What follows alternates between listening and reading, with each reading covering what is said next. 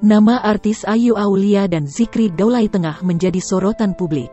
Tak lain setelah keduanya ketahuan menghabiskan malam pergantian tahun bersama-sama. Selain itu, video Zikri Daulay menggendong dan mencium Ayu Aulia juga tersebar ke media sosial. Lantas, siapakah sosok Ayu Aulia?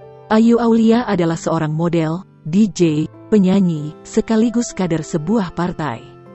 Ia sempat menjadi sorotan saat dilarikan ke rumah sakit, RS, beberapa waktu lalu karena mengalami kejang hingga henti jantung beberapa saat.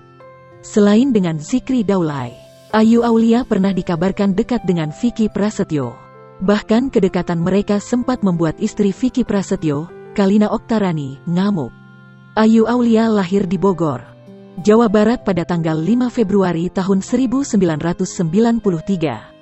Ia dikenal sebagai seorang model yang kerap berpakaian seksi.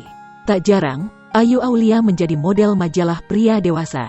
Di akun Instagramnya, @ayuaulia5252. Perempuan berusia 28 tahun itu juga kerap memamerkan sejumlah fotonya.